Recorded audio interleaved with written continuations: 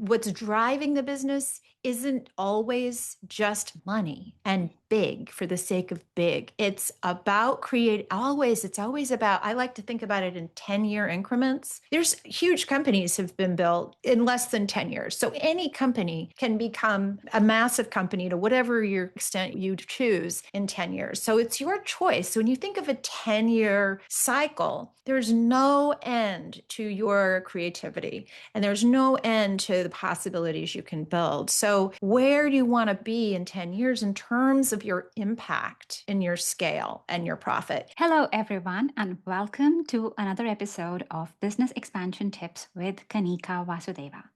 Today, I have got Coco Selman with me. She has been a serial entrepreneur. This is her sixth company. It's called Force for Good, and she empowers visionary women founders to achieve exponential growth and impact. So, we're so eager to dive into your journey today, Coco. Thank you for being here. My pleasure. It's just an honor to be here and be with your community, Kanika, and your lovely energy that you bring to the planet. Beautiful. I wanted to dive straight in and I wanted to really talk about growth stages because I Oh, think that a lot of people will just benefit. A lot of us sit on mhm. the outside and think, hey, I want to start something, or maybe people are doing their first business, maybe they're starting to make some consistent income. And then it's like, what do the next stages of growth look like? So, what was that for you personally? How did your entrepreneurial journey start? And Mhm. how has it taken you today? Well, that's a great question, Kanika.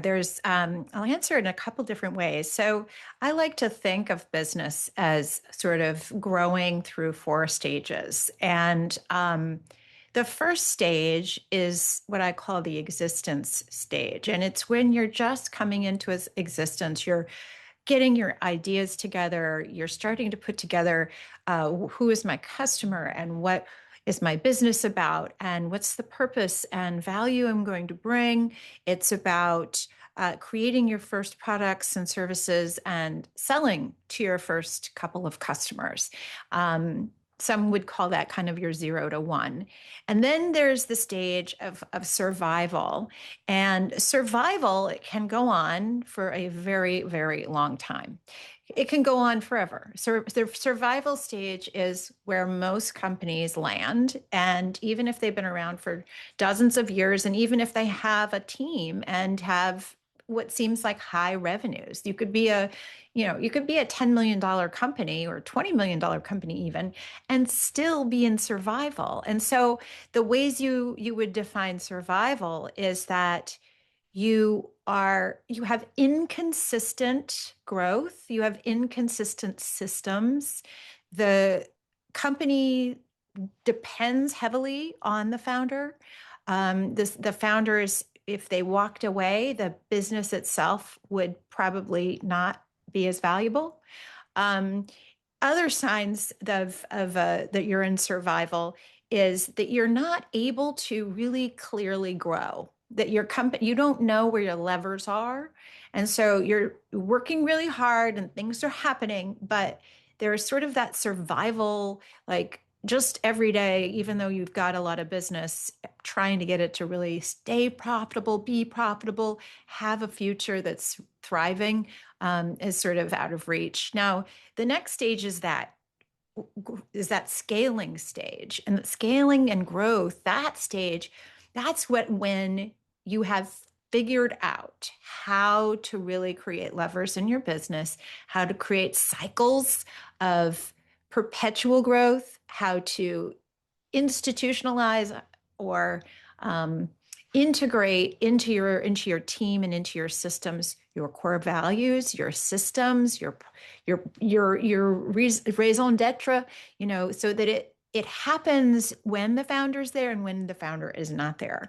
And you can Yeah. start to see through the systems and through the team that the business has value, and more the founder is supporting the team, and may or may not be in a daily driver's seat.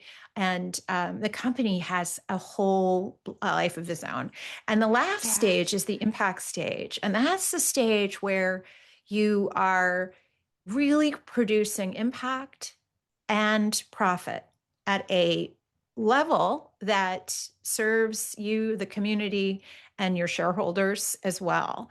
And so that's kind of the unicorn, the golden stage of impact. And then you start over again, right? And then you don't start at the beginning. You go back to growth. You say, okay, well, here's the level of impact I've gotten to. And then you start to find new ways to create impact for the communities and people you serve. So that's one way to answer it. Does that answer your question, I Kanika? think I love it. I love it. I think what you're saying is 0 to 1 is really when somebody is almost learning to walk. They're getting Yes. up, Yes. crawling, they're figuring out, and maybe sometimes they're able to take 1, 2 steps, but they're just learning to walk. And then the next stage or the survival stage is like, well, can I do this? And the way I think I loved how you explained it, that the company does not move on without the founder. And what you're really saying here is that if I look at the founder, yes, the founder is now walking, but the founder is so busy walking and walking all Yes. the time. And Yes. outer symptoms would be, are they taking holidays or not? Yeah, If right. they are Well, it's taking also, holidays, are they taking their but they're on laptop the with phone them? still. Like, who They is taking are. the holiday? Yeah, and the other sign in that stage is it's I like that I like the idea of they're walking, but the in order to have more impact, scale, or profit, the only way in survival is really to just walk faster. you know, Yeah, to run, yeah, to run even more and to start spinning plates while you're running and start, yeah. And it gets it's tiring. really it's exhausting. It's Yeah, exhausting, it's not and fun. Hmm. yeah. Exactly. And And then, I think even for coaches and consultants, a lot of times we think of ourselves as being on our own. And there's such an invitation, I think, to consider how you can create scale throughout that doesn't depend on your time and that can involve others and building a team around concepts and ideas rather than just solely you and your presence. Because while that is important and deeply, deeply valuable, it can become transcendent if you allow it to become that way. And that's what happens, absolutely. right? And Yeah. that's what I teach the coaches that I coach as well. A Yes. lot of Yes. times Yes. it's like, oh, I'm doing everything. And Yes. sometimes there's the fear. Sometimes it could Yeah. be time, it could be cost in the beginning. And then there are times where it's like, oh, but I don't know. Others might not be as good as I am. And you start with Oh, trust. You just start with yes. trust, my dear. You start with trust because when you trust, it's an inner journey as well. It It is. replicates outside. When you're able to trust, that's how you're also able to tap in more into your own zone of genius.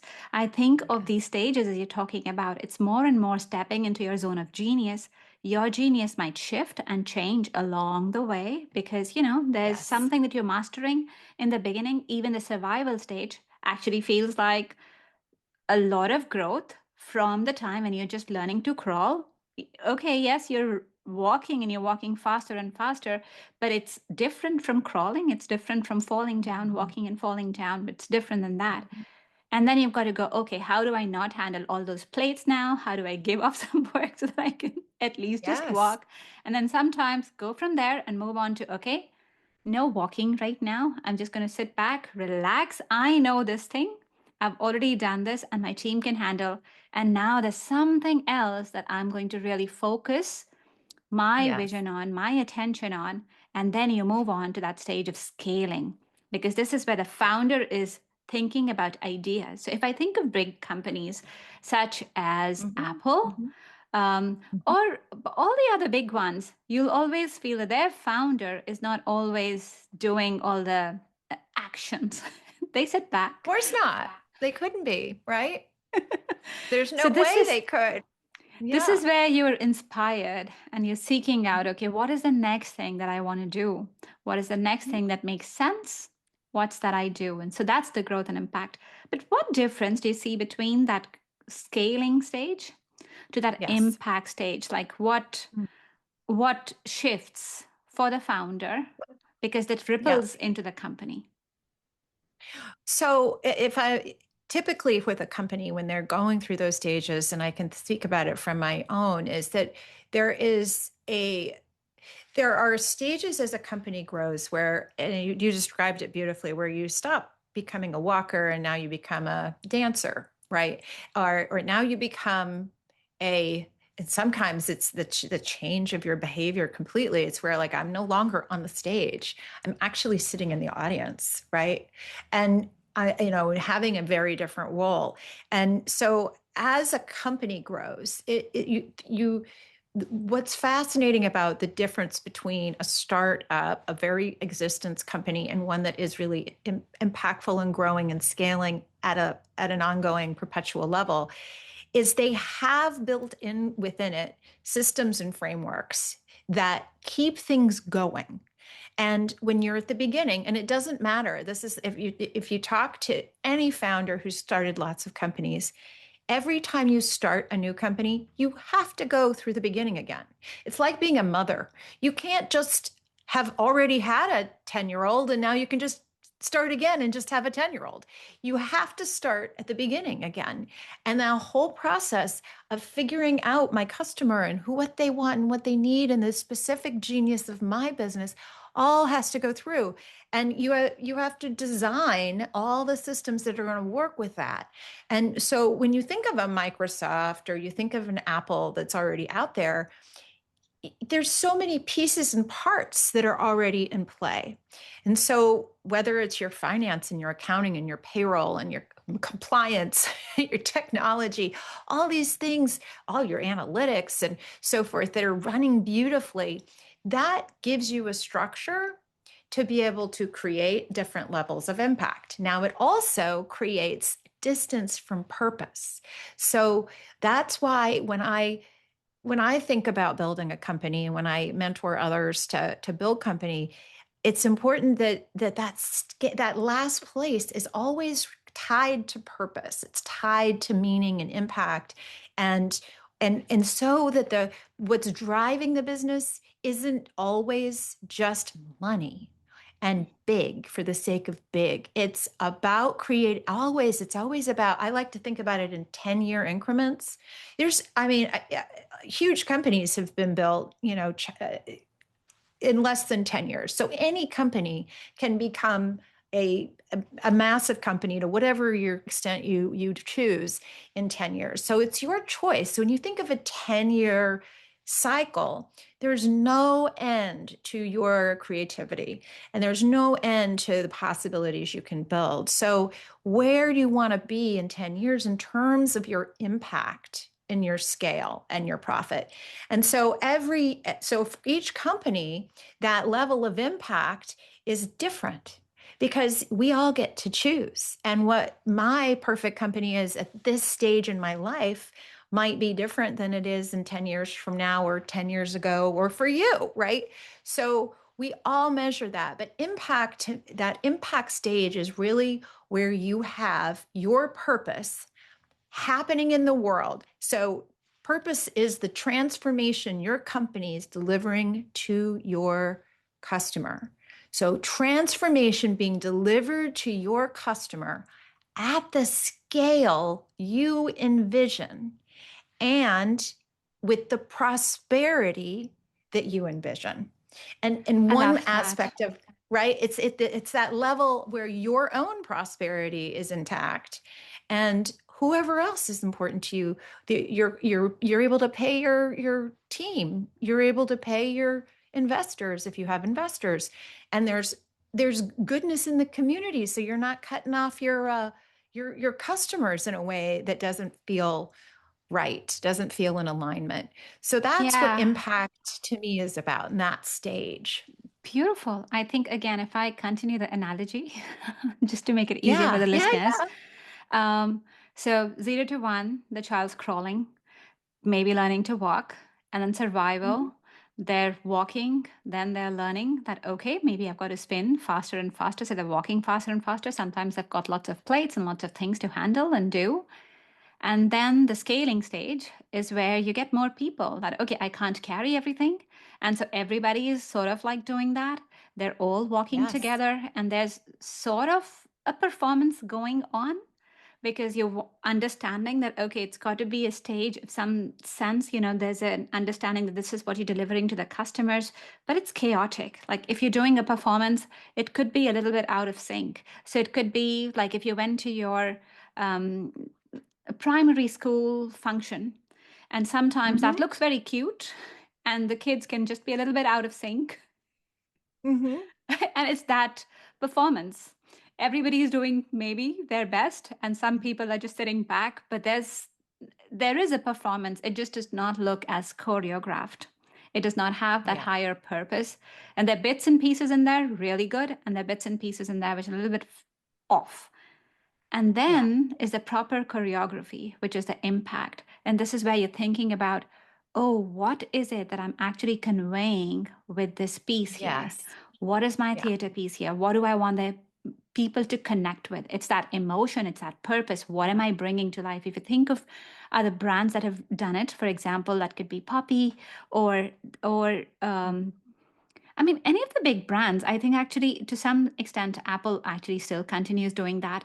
But other brands where you really resonate and you go, okay, this Mm-hmm. I associate with them, even the likes like Pepsi and so on, they continue to reinvent themselves and Oh, come back, totally. come back to Yeah. a One way, ex. IKEA, they come back to a Yeah. way where they go like, okay, this is Yes. how I want things to be. And their sense of purpose, there's like a golden thread that runs the Exactly. whole way around from the first time when the customer starts with them, and then whatever their Mhm. journey is, you don't feel totally lost. They still come back to the customer, and it becomes a lot around the community, around the messaging, around what are you sharing with the world, what are you giving, and in that process you get more. Yes, I would agree with you. Yeah. And in my business, so my last company that I built was a healthcare services company. And so it was inspired by my daughter, who is my stepdaughter. She's 24 years old now, but when I came into her life, she was 5. And she has very special needs. She was born very early, born at 26 weeks rather than the regular 40 weeks. So she was very, very underweight. She was less than a pound, and she had a very long, hard journey. She was in the hospital for 100 days before she was able to go home. And so she ended up with several medical complications, and she's wheelchair bound and quadriplegic and requires around the clock care.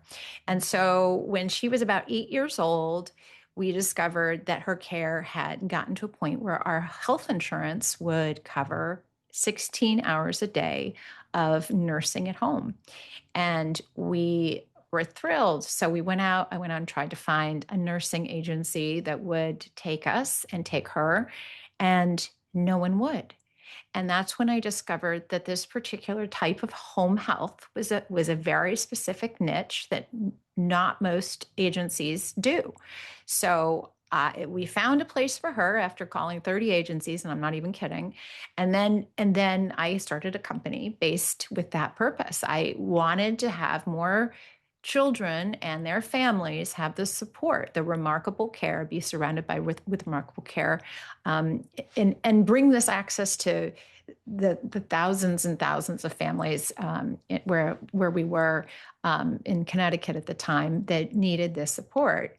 So we started with that, and that's what brought us in. And it took, for in this case, it took us about 5, 6 years to get to that impact stage, right? Where we were really giving to we'd hit our first 10-year goal. We had set a very specific 10-year goal for the number of families we wanted to serve, the number of kids we wanted to bring home from the hospital. And that level equated with the level of prosperity that we wanted to also generate into our community. So and then when you get there, you start to think about what comes next. Do you want to continue to grow? What is the next point of impact? There's Whole Foods has done a really good job with us, and uh, they every every 5 years create a new impact goal, and it's always tied to prosperity. And so, I mean, that's one of the things that's I've learned over the years. And sometimes we as women in particular, we like to give everything away. We're generous.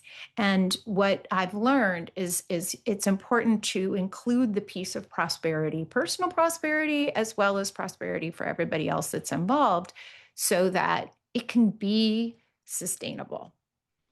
Oh, I love that. Thank you so much for sharing your story. Yeah. Thank you Mhm. for starting a business that was so heartfelt. And congratulations on the 6 years and making it to impact stage. But talk us through the journey. Like what happened Yeah. when you started? Mhm. What was the inner you like? What was the Yeah. inner shift, inner mindset? Of course, you wanted to care for your daughter. Of But course. what was going on? And did you know, did you believe that, oh, this will become big? Or at that time, it was just like, okay, I'm going to find some care for her and I'm building a community of people who are in a similar boat? What was that driver?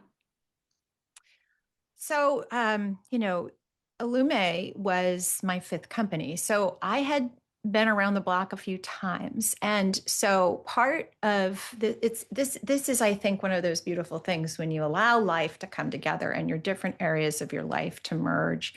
And I knew before I picked this business to go into, I was looking for a company. I wanted to build a company with deep purpose and meaning. I did not want it to be something where I was the center, and it would absolutely have to be about something other than me. And so like nursing, when we ended up choosing it, was perfect because I'm not a nurse. I could never go out and think I could do all the work because I absolutely couldn't. And so that was one of the qualifiers for me. And I wanted to build something with scale and impact. I had this deep desire to create something of meaning, and I believe, and we were talking a little before we came on to, like this call onto the show today, that you know I believe that there's no stronger and more profound personal journey than building a company or being an entrepreneur. And nothing is going to put the challenge of whatever's inside of you in front of your face quite like running a company. So early, it was really hard. Like we, I thought it was going to cost a couple $100,000 to get us going, and it cost over $1 million to get us going. And it took us 2 years almost to get all of our licenses and accreditations, and the massive amounts of requirements from the state and federal government about what we had to do, and all the things we had to wait for. You had to wait for the Department of Public Health to come out. We had to do multiple steps where we were just waiting, just waiting, just waiting. And in the meantime, part of the requirements were that you run your business without being paid to demonstrate you could be Yeah. an agency. And so, so we finally, that first existence stay for us was really just getting to our license. But by then we had 10 employees, and we were, paying for it out of pocket and bootstrapping. And then we had a period between when we first launched and 18 months in, that we grew really fast. And so part of what was happening in the preparation and getting all of our services together and our policies together and our systems together is we were really like, what is it that really will drive the business? And it really boiled down to nurses. We had more than enough customers. We had plenty of patients who needed support. There was never ending list. But what we needed was to be able to recruit and hire 15 nurses every single month. And so think about that in terms of like just a recruiting funnel or a marketing funnel. It was incredibly, we had a lot of data. We had a lot of heart and soul. We had a lot. I mean, we had to mix all those things. So we grew from zero to $6.5 million in revenue annually in 18 months. So we grew really fast. And we were able to do that because I have all the experience I'd had previously in making sure you had operations growing, and I'm a systems person. So we did that. And then COVID hit. Okay. So this is the reality of running a business, as y'all Yeah, know, but even right? there, Yeah. maybe before we go to Yeah. the COVID part, like even when Yeah. you're beginning, because that time you're Yes. bootstrapping, and there's Oh, obviously this yeah. belief that this will take off, but still there's a reality of cash flow. How you're Oh, managing it was your own terrible. finances and, the Yeah. outside reality, Yeah. especially when you get employees and you've got a lot of things in process. How was that working? Did you get funding that time? What happened? How were you pooling in the money? Was it all your private savings? At the beginning, it was all of our savings. It was my savings, my husband's savings. We were betting, we're betting on this business. And we also had, I believe I've learned, one of the things I've learned is as soon as you can get of any kind of line of credit in your business name, it's really smart. Even if you personally have to guarantee it, you want to build credit for your company right away. So we had a line of credit. We didn't really use it at that point. We used it later, but we were really focused on looking to see what we needed to put in for funding, and we ran a very tight ship. We had a very tight budget, and we had doing cash flow analysis on 13-week cycles. And so every week we would say how much is coming in, how much is going out, how much is coming in, how much is going out, how much do I need in order to put them, in order to make sure we get to our next goal, which in the beginning, the first goal was to get our license, right? Get our license, get our accreditation so we could bill. And then it was the second was like, okay, how do we break even? How do we get from, okay, every day we're in the red, right? To how many hours or how many patients do we need to bring home every month in order to help us get to that break even? So it was extremely stressful. I mean, Yeah. it was a, you're, I was praying every day, so, every single new nurse that came in, it was, hoping they would work out and that we could find a spot Yeah. for them and put them in the field. So, Who were your yeah. first employees? Your first 10 Oh, employees? Like, yeah. was there a process to that? Which ones Yes. would you keep? Like, let's say if you had to do the process again, which hires would you do and which hires would you not do? I'm Yeah. talking more about the roles than the people. Yeah, yeah. So I love that you asked this question because it is very different depending on whether you are in a existence, survival, scaling, or impact company. Because when I got started, I had actually a caregiver who'd been working with Amelia, who turned into my jack of all trades, who was really smart. And I just found, and I think we all find those really special people who were attracted to us and we're attracted to them. And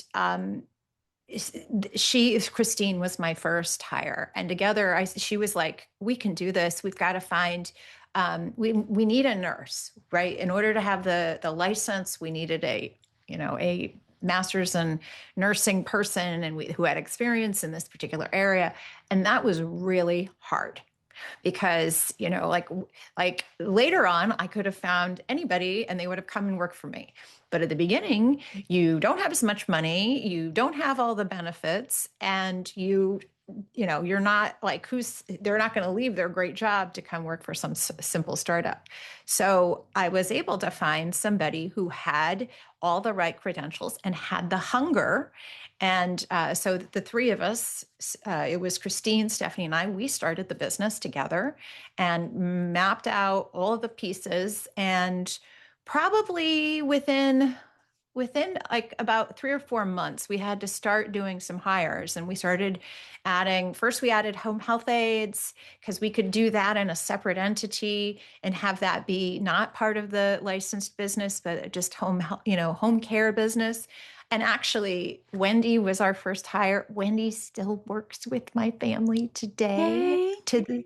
all these years later, she's, and Christine still works with my family, and she's since gone on to get her MBA, and she now has like, one of the things I love about running companies is I love to help people grow. And this is a woman who started as a caregiver, and she decided over time that now she's the chief human resource officer for another home health agency down in Florida. So like, people grow and we still work together. So at the beginning, you kind of piece together the pieces.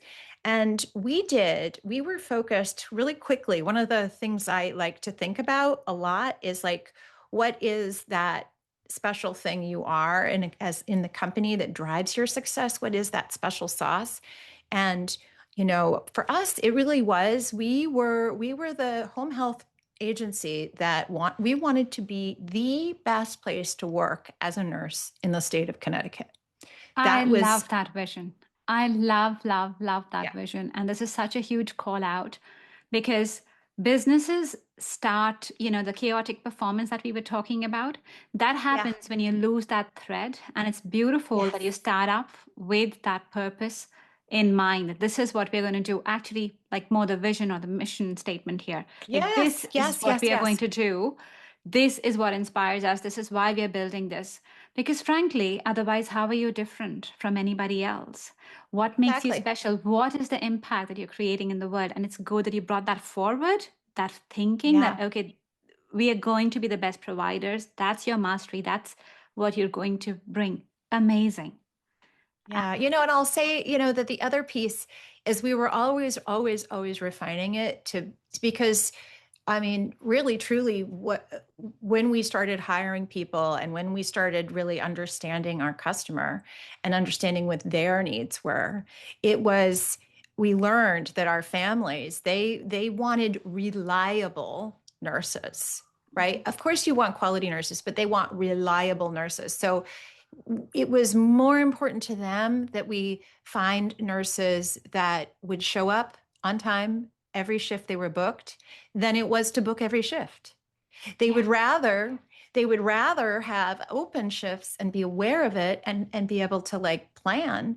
And so we became really, really in tune with what our customer wanted. And then we tried to be the magnet for creating a place that reliable nurses loved to nurse. And so, we really, like, when they would come to do we had a crazy interview process where it was not hard, difficult in that way, but it was like we would roll out the red carpet for them. And our mantra was remarkable care. And so remarkable care was, of course, for our families and the children that we cared for, but it was also for our nurses, and it was for each other. And so when they would come, we would serve them warm cookies when they would come to interview, and we had happy hours all the time where we would go into wherever they were in the community, and we would have little happy hours, or we have brunches, and we would do things that nurses loved. We had remarkable shirts printed up, and they were so happy to wear those, and we send them out to the we would send out gifts to the house, and like there'd be chocolates, and there'd be booties and things like this to keep them warm while they were working. And so we were focused on really making sure that those reliable nurses felt like, this is the only place I want to work. Yeah. That And is that's how you amazing. grow, right? And then you That's grow, and that's how you grow and because you identified what was the key piece there. The nurses yes. who needed to be with you, that was your differentiating factor. You looked after Yeah. them. And I am also wondering, first of all, how did you get your first few hires? How did you find them? Well, we a couple different ways. So the first thing we did before we had any patients is we started going into the community, and we would advertise online, on Facebook, and Instagram, and we would have that we were having these events to serve nurses. And we would invite them to, we had a caviar tasting party. It was like we would do fun pop-up of, we had a day where they could come and pick out their favorite donut, and we had donuts from all over the state, and they got to come and make a bet, put in their vote on which one was best. So we were creating a culture for these nurses that was fun and uplifting. And part of what we would do is we would ask them, then we would have like a survey, and we would ask them, what is most important to you? And like, what would you care about? And you'd be shocked. I thought, oh, they would all want childcare or something. And so we figure out some way to get childcare to them. Or they want a higher wage, or they want to go back to school, or they want better health insurance even. And I was surprised that the thing that they wanted more than anything else was to be acknowledged and appreciated. Don't And we so, all? Don't yeah. we And all? so we had like all these different activations that people in the office would use. Uh, I would write notes to them. Every week I would send out 5 thank you notes, and every scheduler who was reaching out to them would send out 5 notes to them, and every administrator was doing the same. So we were in this practice of getting to know and see them. And so all of our nurses that were out in the field, they would be peppered with notes of appreciation coming to them, because most of the time we didn't see our nurses, right? They were out in the field, and with most agencies, you would only hear from them when you did something wrong. Whereas Talk we about wanted, positive yeah, we psychology. wanted them. Yeah, exactly. Exactly. And then when you need something from them, they're more willing to give it, because they don't feel like you're just always taking or always asking for something, right? What I'm So it was noticing here, fun. yeah, Yeah, it what was a I'm lot of noticing fun. here Hard. is that you've really set the foundations for your business very Yes. early on. It's around tying it to the Yes. purpose, the wider impact that you want to have, and Yes. also that essence of fun that we're doing something meaningful together. And you've built that on, right? And Yes. it's very intentional in everything Yes. that you've done. Yes. And I think that your perspective, where you're not really able to go and do out the work as a nurse, you're not Yeah. really able to do it on deck. That as a founder was so influential, because then you can take step back and you can go, okay, what is the choreography I want here? What do I want Exactly. to do? What is the present, like, what's the overall theme? How is everybody working together? That's beautiful. And now we can move Yeah, into it the was fun. COVID time. Oh, yeah. Oh, boy. So the COVID time happens, right? And so you have to imagine that we have these they're essentially every family that we serve, every child that we serve is an ICU level kid. And they have a nurse team of nurses, 3 to 5 to 8 nurses that kind of do 8-hour shifts and come in and take care of this child. And COVID happens, and many of those nurses were also working at skilled nursing facilities and being exposed to COVID. So our growth stopped, right? It was everything I could do to keep my nurses. And fortunately, we really were able to stay flat, but we weren't able to grow. And, it was terrifying. I mean, we couldn't serve the patients. We couldn't go into their houses if we didn't have masks, and we didn't have full PPE, and we didn't have gloves, and it was Yeah. impossible to get all those things. And so it's amazing. I was able to get people in the community to make masks, and we got Tyvek, and we made Tyvek suits. And I had friends that were taking this stuff out and taking it to the houses, to where our families were, and running this stuff out, because if they didn't have that, they couldn't go to work, right? And so we were doing all of these things. And I mean, at that point, so like, I talked about having a $6.5 million top line, but my bottom line was still in the red. And so we had a big operation. We had, a lot of supervisors, nursing supervisors. We had very expensive software. We had a lot of quality assurance, and it was required. I had like a billing team and a finance team and an HR team, like all of these people. And so, that's when I needed to get some funding. So I went out and found some angel investors, and so they were able to help us with that stage. And that's also when I made a decision that we needed to figure out a different way to grow. And I didn't learn about this until right before I started this company. And so when I think about the first company I started and this company, like you talk about building a foundation, I did not build a foundation in the first company. Okay. It's because I'd had four other companies that I knew that, oh, it's really good to start with purpose and values and so forth. And so this was one of those moments where if I hadn't had exposure, I wouldn't have even thought, well, there's one way to grow. It's through organic growth where you get more and more patients or more and more customers kind of one at a time and through your different sales and marketing channels. There's another way you can grow, which is through acquisition. And so here we were in the red a lot still. I was like in the red, like $60,000, $70,000 a month. And so it was, and I had investors and we'd put more in. And so now we've put a lot in. And so it's like, all right, so now what do we do? I couldn't sell. I couldn't sell. We weren't worth anything with a negative balance sheet. And so we decided we would go and find a company to either buy or merge with. And so we ended up finding another company to merge with that did exactly what we had done. And it took us a year to do the deal.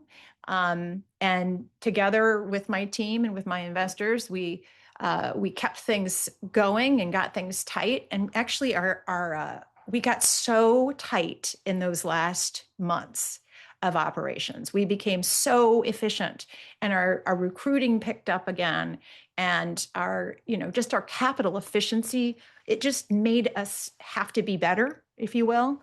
And they didn't know we were going to merge, of course, because you can't talk about those things in case they don't happen. But then we merged, and that was in 21. And so our company, basically tripled overnight. And so that was extraordinary. The other thing that happened at that time, and this is one of those things where this impact goal, the 10-year impact goal, where our impact goal was to double the number of families in the state of Connecticut who receive complex care nursing. That was our goal. It wasn't even about our company. We didn't care if it was all us or not. So part of what I had been working on all along was advocacy at the Medicaid and Medicare level. And so bring us to this moment in COVID, right, where I'd already been, talking to the legislators, and I knew the people in appropriations, and I was part of that whole like team within healthcare. We were able to, at this time, articulate our needs for this particular area of home health. And we got a 31.7% increase for our work. So think about that. Think about getting a 31% top line increase. And so we merged. So suddenly now our company is 3 times bigger than it was. And then 2 weeks later, we got a 31.7% increase. Wow. And so that gave us the room to like really go and say, how do we serve this market better? And then that's when we started getting a whole bunch of phone calls from private equity and from health systems that wanted to buy us. And so it was very stressful. I mean, none of it was easy. The merger wasn't easy. But this is the path, right? And, I don't know. That's what happened in COVID. That is that is amazing. I think in multiple ways. So I coach coaches to build successful businesses, like really the starting ones. And multiple times I hear them, especially as they're starting out and just starting to understand their craft and building that Yeah. confidence. They're like, oh, I don't know if I can do this. But more often than not, they can because that's their path. That's why they've been chosen. And then they start Yes. doing it. They, of course, they increase their prices as that self-confidence, as that worth increases. And then we go on and we increase more and more, and they start making more revenue. And I always tell them that life's never going to throw something at you that you're not prepared for. What I'm Yeah. noticing in your story is that your previous experiences before all of this, this was your fifth company. Your previous Yes. things were all about learning this, because otherwise, if you hadn't learned that, I mean, you would think that, hey, the fifth company, like it should be a piece of cake, like you've done it. And it was different challenges even from the very beginning, because it's a very different Yeah. industry. There's very different recruiting challenge. So you're taking the lessons from there and going on to this. And then the other piece that I'm noticing is that there are lots of times where we feel, I'm going to give up. I'm going to give up Oh. because this is so hard. I'm going to give up. And all those little times, you, Mhm. in the outside world, because things are not being ticked off, because that time you're building your network of people, you don't know what it is going to give you. And you're just carrying on, you're pursuing for the aids and for the funding and so on. Like you really working with them, but sometimes it does not seem very visible. Yeah. It's soft Hmm. and it's hard to Yeah. quantify. So it's hard Yeah. to get aware that, oh, I'm making some success here. There's something that I'm accomplishing, because it's no after no after no. And yet you kept Yeah. at it. And then there's a time where it all adds up. And this is that moment where you realize, oh gosh, this is what I was doing all this Yes. time.